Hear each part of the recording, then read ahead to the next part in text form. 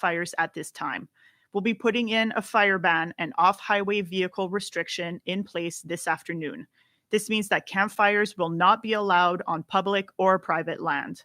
Off-highway vehicle use will not be permitted on public land, including designated trails.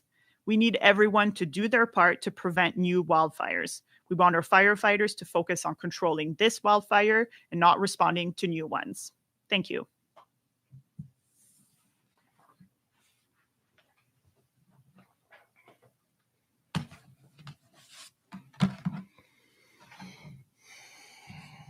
Thank you, Josee, and good morning, everyone. I'm Jody Butz, Regional Fire Chief and Director of Emergency Management here in Wood Buffalo, Fort McMurray.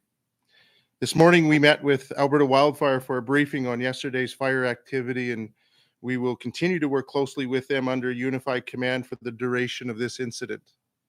I want to take a moment to thank all of our firefighters and the personnel on the fire, whether it's supporting aerial suppression efforts, the sprinkler setups that are happening in our neighborhoods, or building fire guards with heavy equipment. I want to say thank you to all of you. Work continues overnight directly on the fire, but also in the evacuated neighborhoods. Ground-applied fire retardant lines were laid down in key areas. Sprinklers have been installed in Beacon Hill and Prairie Creek so far, and many firefighters were deployed to neighborhoods to aid in those preparations. All of these efforts ensure our preparedness and defenses are at an elevated level. I also want to thank the community for yesterday's safely evacuating. Approximately 6,600 people were evacuated under orders yesterday.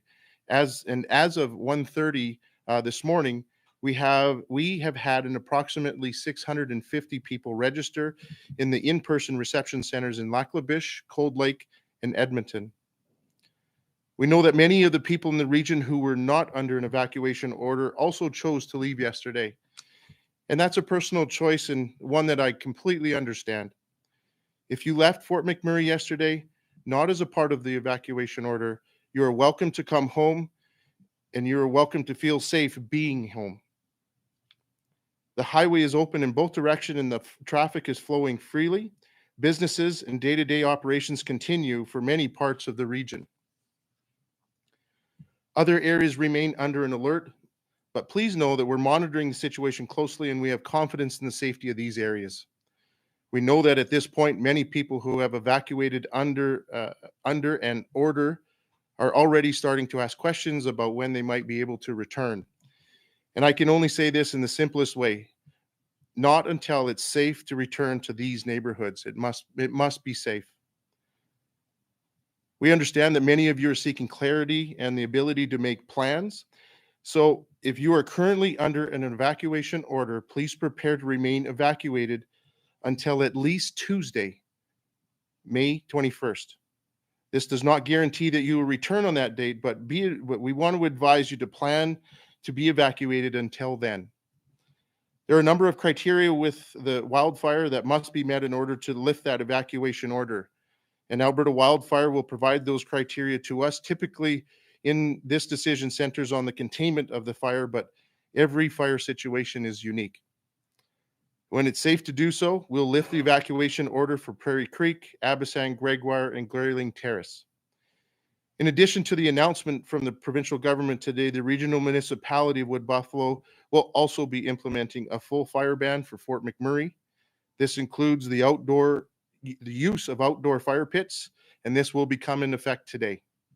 We understand that your information needs to be high right now, and we're committed to regular daily updates for all of our residents who have been evacuated. And for the rest of the region, please be sure to follow trusted sources of information such as rmwb.ca, Alberta Wildfire, and also the media. Thank you, and I'm going to pass it over to Mayor Bowman.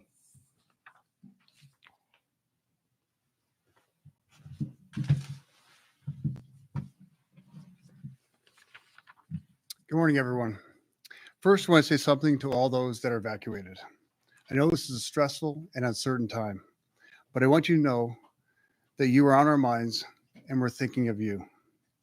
We're doing everything possible to protect our community and get you back home safely. Stay safe, stay strong, and continue to be there for each other. This is a challenging time, But one thing I can say is the strong support we are getting from the government of Alberta. Premier Smith and her team, and of course, Minister Jean and MLA Yao, we've been in constant contact until the late hours of the evening. And they've made this the top priority in the province. Thank you for that. To incredible emergency responders with Alberta Wildfire and our own regional emergency services, and all those that have stepped up, from industry to local businesses, Indigenous leaders and social profits, RCMP and bylaw, and all law enforcement. There's no stronger community than ours. And it's great to see everyone working together to do what's best for this community. Finally, communication and connecting with community members is a major focus. We know it's important to you. Please follow and get your information from official sources like Alberta Wildfire and the municipality. We are committed to regular updates, and we won't stop working until everyone is back home safely. Thank you for staying safe. Thank you for taking care of each other. And I look forward to seeing all back home when this is over. Thank you.